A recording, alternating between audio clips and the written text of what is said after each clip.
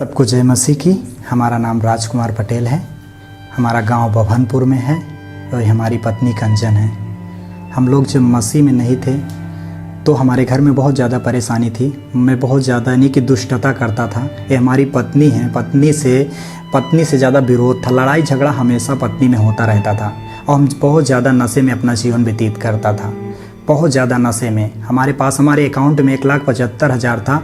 उसके बाद सारा पैसा धीरे धीरे करके सारा नशे में हमारा खर्च हो गया। हमारे पास कुछ भी बैंक बैलेंस नहीं था, पूरा समाप्त हो गया। हमारे पास 10 दोस्त थे। जब तक हमारा पैसा ख़त्म नहीं हो गया तब तक वो लोग हमारा पीछा नहीं छोड़े। और हम दारू और ये गुटखा और गांजा जो भी होता नशे में सारा नशा मैं करता था। और धीरे धीरे करके जब बैंक का पैसा समाप्त हो गया तो हमारी पत्नी का जो जेवर था, गहना था, मैं गहने इनसे चोरी से ले करके गहने बेच दिया। गहना बेचने के बाद धीरे धीरे करके गहना भी इनका हमने बेच दिया। गहना बेच के उसके बाद जो भी और था, छोटा कान की बाली, ये धीरे धीरे करके ये भी हम सब लेकर जाने लगे। तो धीरे धीरे जब समस्या होने लगी, ये भी ज़्यादा बीमार, बहुत ज़्यादा बीमारी में रहती थी, दुष्ट आत्मा से पीड़ित रहती थी। रात को भागती थी ऐसे और इनको पकड़ के रहना पड़ता था। यानी कि कमरे में, जिस कमरे में हम लेटते थे वो ये बोलती थी कि हाँ ऊपर से कोई आवाज़ आ रही है, ऊपर से बड़ी आवाज़ आ रही है, कोई आ रहा है, ये आ रहा है। बहुत डर जाती थी और काँपने लगती थी। तो बहुत ज़्यादा दुखित हो गए, बहुत ज़्यादा परेशानी में हो गए। ये हमारी पत्नी बोलती रहती थी कि नशा मत करो, ये मत करो, आप उल्टा सीधा ऐसा करते हो तभी ज़्यादा ये समस्या है, आप छोड़ दीजिए। हमने नहीं मानता था, इनको मार भी देता था। इनसे कोई भी प्रेम नहीं रहता था। मैं दूसरे लड़कियों के पीछे भागता था, इनसे बिल्कुल भी मोहब्बत नहीं करता था। उसके बाद जहाँ से भी आता था 10, 11, 12 बजे तक मैं घर पर आता था और घर पे आने के बाद जब बोलती थी तो इनको मार भी देता था, डांट भी देता था। बहुत दुख में रहती थी और अपने ससुराल में, ये अपने मायके में भी नहीं बता पाती थी। बहुत ज़्यादा दिक्कत हो गया। फिर ये प्रभु यीशु मसीह का सुसमाचार मिला, यीशु मसीह के पास ये आने लगी। मैं नहीं आता था लेकिन ये आती थी, हमारे लिए दुआ करती थी कि यहाँ पर सुनी थी और बाइबल में भी लिखा था कि आप जो भी मांगोगे प्रार्थना में तो आपको मिलेगा। तो ये प्रार्थना करने लगी, हमारे लिए भी प्रार्थना करती थी। और यहाँ दास भी बताते थे कि हाँ अपने पति के लिए आप दुआ करें, वो सुधर जाएंगे।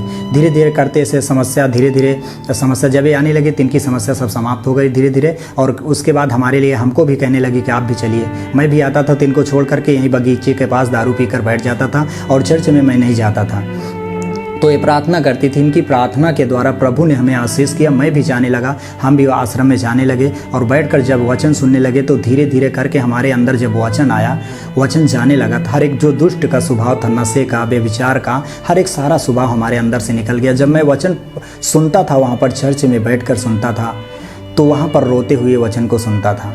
जब वचन, जीवित वचन हमारे अंदर गया, सारी परिस्थितियाँ बदल गई और ये भी चंगी हो गई, पूरी रीत से चंगी हो गई। और घर में जो भी समस्या थे, हमारे बच्चे और बीमार रहते थे, जो सबको धीरे धीरे प्रभु ने सबको चंगा कर दिया। तो इसके लिए प्रभु यीशु मसीह का हम धन्यवाद करते हैं। जो हमारे पास्टर राम सेवक जी के लिए हम धन्यवाद करते हैं, उनकी पूरी टीम के लिए।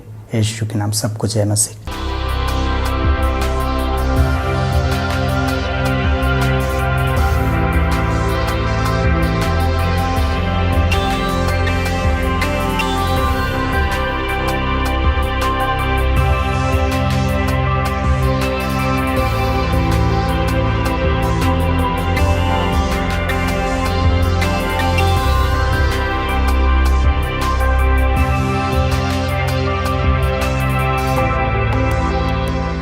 यीशु आश्रम मिनिस्ट्रीज की हर लेटेस्ट अपडेट को पाने के लिए हमारे YouTube चैनल को सब्सक्राइब करें और नोटिफिकेशन पाने के लिए बेल आइकन को जरूर दबाएं।